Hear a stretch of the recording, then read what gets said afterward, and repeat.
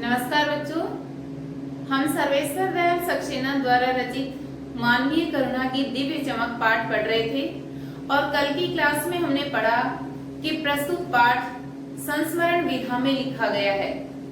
यानी कि इस पाठ में लेखक ने अपनी स्मृति के आधार पर फादर कामिल बुल्के के बारे में लिखा है, जो कि एक यूरोपियन थे और संन्यास की शिक्षा लेने के पश्चात फादर भारत आ गए थे। उनकी जन्मभूमि रैम्स चैपल थी, लेकिन उन्होंने अपनी कर्म भूमि भारत को बनाया था। कल हमने इनके बारे में पढ़ा कि ये भारतीयों के प्रति प्रेम व आत्मीयता का व्यवहार करते थे और लेखक तथा दूसरे जो साहित्यकार थे उनकी रचनाओं पर उन्हें सुझाव देते थे। वे उनके सुख और दुख में शामिल होते थे। आज हम इनके बारे में पढ़ेंगे कि भारत आने के पश्चात भारतीयों के प्रति इनका किस प्रकार का व्यवहार रहा और इन्होंने कौन कौन से कार्य किए थे। तो भारत आने के पश्चात इन्होंने 2 साल तक जेसुइट संघ से धर्माचार की पढ़ाई की। उसके बाद फादर बुल्के ने बीए और एमए की पढ़ाई की। ये हिंदी भाषा को बहुत अधिक महत्व देते थे, उसे राष्ट्र भाषा बनाने के पक्षधर थे। हिंदी भाषा को राष्ट्र भाषा बनाने के पक्षधर थे और जो लोग हिंदी की आलोचना करते थे उनके ये कटु विरोधी थे। वैसे इनको कभी क्रोध में नहीं देखा गया, लेकिन जो लोग हिंदी भाषा की आलोचना करते थे उनका ये विरोध करते थे, उनकी आलोचना करते थे। इन्होंने रामकथा उत्पत्ति और विकास पर अपना शोध प्रबंध लिखा तथा मातृलिंग के प्रसिद्ध नाटक ब्लू बर्ड का रूपांतरण भी इन्होंने नील पंछी के नाम से किया था। बाइबल का अनुवाद भी इनके द्वारा किया गया था। तो इससे स्पष्ट है कि ये हिंदी भाषा को बहुत अधिक महत्व देते थे। ये मन से नहीं अपितु संकल्प से सन्यासी थे। यानी कि इंजीनियरिंग अंतिम वर्ष की पढ़ाई छोड़ करके फादर बुल्के भारत आ गए थे सन्यासी बनकर, और ये मन से नहीं अपितु संकल्प से सन्यासी थे। और संकल्प से सन्यासी किस प्रकार थे? एक बार रिश्ता बना लेने के बाद ये उसे तोड़ते नहीं थे, निभाते थे, सबके प्रति प्रेम व आत्मीयता का व्यवहार करते थे। और दूसरा, इन्होंने नौकरी को अपनी आजीविका का माध्यम बनाया था। इनके मन में सबके प्रति प्रेम व आत्मीयता की भावना थी। यानी फादर बुल्के सबके प्रति प्रेम व आत्मीयता का व्यवहार करते थे। यही कारण है कि जब इनकी मृत्यु हुई तो भारत में भी इनके लिए रोने वालों की कमी नहीं थी। एक विदेशी ये साधु थे, लेकिन भारतीयों के प्रति इनका इतना अधिक लगाव था, प्रेम था कि इनकी मृत्यु के पश्चात भारत में इनके लिए रोने वालों की कमी नहीं थी। और इनकी याद में ही लेखक ने प्रस्तुत संस्मरण की रचना की है। तो पाठ में कुछ नए शब्द आए हैं। पादरी, पादरी का मतलब होता है ईसाई धर्म के सन्यासी या आचार्य। जिस प्रकार मंदिर में पुजारी होता है उसी प्रकार चर्च में पादरी होता है। इसके अलावा दूसरा शब्द है परिमल। परिमल एक साहित्यिक संस्था है जिसमें साहित्यकार विभिन्न रचनाएं करते थे। परिमल एक साहित्यिक संस्था है, ये मुख्य रूप से इलाहाबाद की संस्था है और इसमें विभिन्न साहित्यकार और युवा वर्ग अपने विचार रखते हैं, अपनी रचनाएं एक दूसरे के समक्ष रखते हैं और उन पर विचार विमर्श किया जाता है। करील शब्द का प्रयोग पाठ में हुआ है। तो करील का मतलब है कि झाड़ी के रूप में उगने वाला एक कटीला पौधा, कटीला व बिना पत्ते का पौधा झाड़ी के रूप में उगता है। हालांकि झाड़ी से काफी बड़ा होता है और कटीला मीन्स कांटेदार होता है, इस पर कांटे ही होते हैं, पत्ते नहीं होते हैं। तो ऐसे पौधे को करील कहा जाता है। मसीही विधि से इनका अंतिम संस्कार किया गया था फादर बुल्के का। तो मसीही विधि का मतलब है ईसाई धर्म के अनुसार। और अगला शब्द है गैरिक वसन। गैरिक वसन का मतलब होता है साधुओं द्वारा पहने जाने वाले वस्त्र। यानी जिस रंग के वस्त्र साधु पहनते थे वैसे वस्त्र गैरिक वसन कहलाते हैं। तो प्रस्तुत पाठ में आज हम फादर बुल्के के द्वारा भारत आने के पश्चात भारतीयों के प्रति जो प्रेम व ममता दिखाई गई और भारत आने के पश्चात हिंदी भाषा के प्रति उनका जो लगाव रहा उसका विस्तार पूर्वक अध्ययन करेंगे, जो इस प्रकार है। भारत जाने की बात क्यों उठी नहीं जानता, बस मन में यह था। उनकी शर्त मान ली गई और वह भारत आ गई। पहले जिसेट संघ में 2 साल पादरियों के बीच धर्माचार की पढ़ाई की, फिर 9-10 वर्ष दार्जिलिंग में पढ़ते रहे। फादर बुल्के से लेखक ने अनेक प्रकार के सवाल किए। लेखक ने फादर बुल्के से उनकी जन्मभूमि के बारे में पूछा, उनके घर के बारे में उन्होंने पूछा कि आपको घर में किसी की याद आती है या नहीं आती, आपने सन्यास की शिक्षा क्यों ली, क्यों आपने सन्यासी बनना स्वीकार किया। ये सब जो प्रश्न थे ये लेखक के द्वारा फादर से किए गए थे और फादर बुल्के के द्वारा बड़ी विनम्रता से इनका जवाब दिया गया था। अब लेखक फादर बुल्के से पूछते हैं कि आप सन्यासी बनने के पश्चात आपने भारत आने का मन क्यों बनाया। तो लेखक इस पर जो फादर हैं वो उनसे कहते हैं कि बस ये मेरी इच्छा थी, इसके बारे में मैं नहीं जानता। और भारत आने के बाद भी 2 साल तक जिसेट संघ में रह करके उन्होंने धर्माचार की पढ़ाई की थी और उसके बाद 9-10 वर्ष तक वे दार्जिलिंग में पढ़ते रहे थे। कलकत्ता से बीए किया और फिर इलाहाबाद से एमए। उन दिनों डॉक्टर धीरेन्द्र वर्मा हिंदी विभाग के अध्यक्ष थे। शोध प्रबंध प्रयाग विश्वविद्यालय के हिंदी विभाग में रहकर 1950 में पूरा किया। रामकथा उत्पत्ति और विकास। फादर बुल्के ने रामकथा उत्पत्ति और विकास पर अपना शोध प्रबंध किया था, रिसर्च किया था।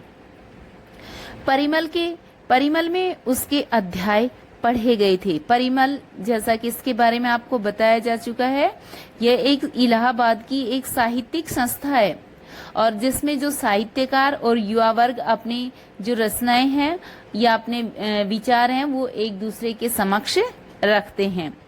फादर ने मातरलिंग के प्रसिद्ध नाटक ब्लूबर्ड का रूपांतर भी किया नील पंछी के नाम से। मातरलिंग के प्रसिद्ध नाटक ब्लूबर्ड का उन्होंने नील पंछी के नाम से हिंदी रूपांतरण किया था। बाद में वह सेंट जेवियर्स कॉलेज रांची में हिंदी तथा संस्कृत विभाग के विभाग अध्यक्ष हो गए और यही उन्होंने अपना प्रसिद्ध अंग्रेजी हिंदी कोश तैयार किया और बाइबिल का अनुवाद भी किया और वहीं बीमार पड़े, पटना आए, दिल्ली आए और चले गए। 47 वर्ष देश में रहकर और 73 वर्ष की जिंदगी जीकर फादर बुल्के 47 वर्ष भारत में रहे और इस प्रकार अपने जीवन के वो 73 वर्ष पूरे करके इस संसार से चले गए। फादर बुल्के संकल्प से सन्यासी थे। कभी कभी लगता है कि वह मन से सन्यासी नहीं थे। जैसे फादर बुल्के ने सन्यास की शिक्षा लेकर के और भारत आना स्वीकार किया था, वे भारत आए, तो उनके बारे में लेखक ने कहा है कि वे मन से नहीं अपितु संकल्प से सन्यासी थे। रिश्ता बनाते थे तो तोड़ते नहीं थे। 10 साल बाद मिलने के बाद भी उसकी गंध महसूस होती थी। वह जब भी दिल्ली आते जरूर मिलते, खोजकर, समय निकालकर, सर्दी, गर्मी, बरसात झेल कर मिलते, चाहे 2 मिनट के लिए ही सही। यह कौन सन्यासी करता है? उनकी चिंता हिंदी को राष्ट्रभाषा के रूप में देखने की थी। हर मंच से इसकी तकलीफ बयान करते, उसके लिए अकाट्य तर्क देते। बस इसी एक सवाल पर उन्हें झुंझलाते देखा है और हिंदी वालों के द्वारा ही हिंदी की उपेक्षा पर उन्हें दुख करते पाया गया है। यानी लेखक ने कहा है कि फादर बुल्के कभी क्रोध में फादर बुल्के को नहीं देखा गया। वे सबसे आत्मीयता का प्रेम पूर्वक व्यवहार करते थे, लेकिन एक बात पर उन्हें झुंझलाते देखा गया है। किस बात पर? कि हिंदी वालों के द्वारा ही हिंदी की उपेक्षा की जा रही है। एक विदेशी होने के बावजूद भी वे हिंदी भाषा से अत्यधिक प्रेम करते थे और हिंदी को राष्ट्रभाषा बनाने के वे पक्षधर थे। घर परिवार के बारे में, निजी दुख तकलीफ के बारे में पूछना उनका स्वभाव था और बड़े से बड़े दुख में उनके मुख से सांत्वना के जादू भरे 2 शब्द सुनना एक ऐसी रोशनी से भर देता था जो किसी गहरी तपस्या से जन्मती थी। हर मौत दिखाती है जीवन को नई राह। मुझे भी अपनी पत्नी और पुत्र की मृत्यु की याद आ रही है और फादर के शब्दों से झरती विरल शांति। यानी लेखक इनके बारे में पहले ही बता चुके हैं कि फादर बुल्के सबके प्रति आत्मीयता की भावना रखते थे। तो लेखक तो इनको बड़े भाई के समान मानते थे। अपने मित्र के समान मानते थे। तो जब लेखक के पुत्र और उनकी पत्नी की मृत्यु हुई तो इनके जो सांत्वना भरे शब्द थे, इन्होंने लेखक के जो उद्विग्न मन था लेखक का, उसको काफी शांति प्रदान की थी। आज वह नहीं है। कौन नहीं है? फादर बुल्के नहीं है, क्योंकि लेखक ने ये जो संस्मरण लिखा है उनकी स्मृतियों के आधार पर लिखा है।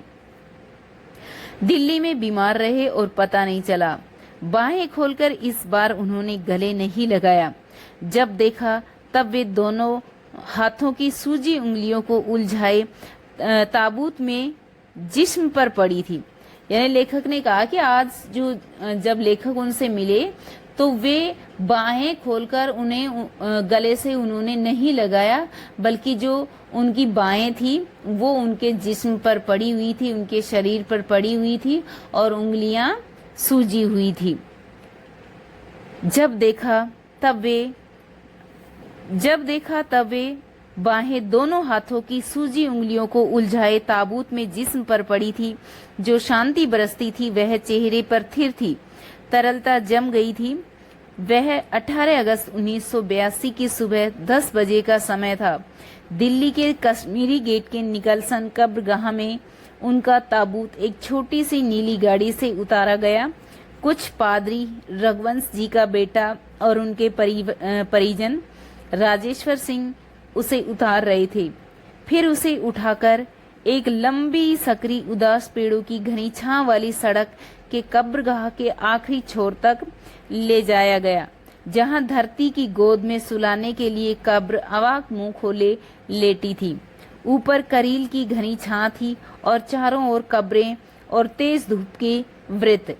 जैनेन्द्र कुमार, विजयेंद्र स्नातक, अजीत कुमार, डॉक्टर निर्मला जैन और मसीही समुदाय के लोग, पादरीगण, उनके बीच में गैरिक वसन पहने इलाहाबाद के प्रसिद्ध विज्ञान शिक्षक डॉक्टर सत्य प्रकाश और डॉक्टर रघुवंश, जो अकेले उस सकरी सड़क के किनारे ठंडी उदासी में बहुत पहले से खामोश, दुख की किन्हीं अपरिचित आहटों में दबे हुए थे, सिमट आए थे उनकी कब्र के चारों तरफ। यानी कि अब जो लेखक ने बताया है कि फादर बुल्के का जो मृत शरीर था, उनके जिस ताबूत में उनका शरीर रखा हुआ था, उसे कहाँ लाया गया? दिल्ली के निकलसन कब्रगाह में लाया गया और वहीं पर उनका अंतिम संस्कार किया गया था मसीही विधि से। और बहुत से लोग उनके अंतिम संस्कार में शामिल थे। मसीही विधि से उनका अंतिम संस्कार किया गया था। पादरीगण वहां पर मौजूद थे और विभिन्न जो विद्वान थे वो भी वहां पर मौजूद थे। यानी कि पादरी से आश्चर्य होता है बेटा, ये एक तरीके का एक प्रकार से धर्म गुरु होता है। ये जो कार्य मंदिर में एक पुजारी का होता है, वही कार्य चर्च में पादरी का होता है। तो मसीही विधि से इनका फादर कामिल बुल्के का अंतिम संस्कार किया जाता है। और जब लेखक ने इनको देखा था अंतिम बार, उस समय इनके मृत शरीर को ही उन्होंने देखा था। फादर की देह पहले कब्र के ऊपर लेटाई गई। मसीही विधि से अंतिम संस्कार शुरू हुआ रांची के फादर पास्कल तोयना द्वारा। उन्होंने हिंदी में मसीही विधि से प्रार्थना की। फिर सेंट जेवियर्स के रेक्टर फादर पास्कल ने उनके जीवन और कर्म पर श्रद्धांजलि अर्पित करते हुए कहा, फादर बुल्के धरती में जा रहे हैं, इस धरती में ऐसे रत्न और पैदा हों। डॉक्टर सत्य प्रकाश ने भी अपनी श्रद्धांजलि उनके अनुकरणीय जीवन को नमन किया। फिर उनकी देह को कब्र में उतार दिया गया। यानी कि विद्वान जो वहां पर उपस्थित थे, पादरीगण जो वहां पर मौजूद थे, उन्होंने मसीही विधि से उनका अंतिम संस्कार किया और उनके जीवन और उनके कर्म पर प्रकाश डाला और उनके जीवन को अनुकरणीय मानकर उसे नमन किया और फिर उनकी देह को कब्र में उतार दिया गया। मैं नहीं जानता कि कभी इस सन्यासी ने सोचा भी होगा कि उसकी मृत्यु पर कोई रोएगा, लेकिन उस क्षण रोने वालों की कमी नहीं थी। नम आंखों को गिनना स्याही फैलाना है। लेखक ने कहा कि जब फादर बुल्के की मृत्यु हुई तो उस समय रोने वालों की संख्या भारत में बहुत अधिक थी। ये विदेशी थे, लेकिन फिर भी भारत में बहुत अधिक लोग इनके लिए रोए थे, सिर्फ इनकी प्रेम और ममता की वजह से, जिनको गिनना स्याही फैलाने के बराबर है। इस तरह हमारे बीच से वह चला गया जो हमसे सबसे अधिक छायादार, फल फूल गंध से भरा और सबसे अलग, सबका होकर सबसे ऊंचाई पर मानवीय करुणा की दिव्य चमक में लहलाता खड़ा था, जिसकी स्मृति हम सब के मन में जो उनके निकट थे किसी यज्ञ की पवित्र आग की आंच की तरह आजीवन बनी रहेगी। मैं उस पवित्र ज्योति की याद में श्रद्धानत हूँ। यानी लेखक उनको याद करते हुए कहते हैं कि वे हमारे बीच से चले गए, लेकिन आज भी उनकी जो स्मृति है वो हमारी याद में मौजूद है। किसके समान? यज्ञ की पवित्र अग्नि के समान। और लेखक कहते हैं कि मैं उस पवित्र ज्योति की याद में श्रद्धा से झुका हुआ हूँ।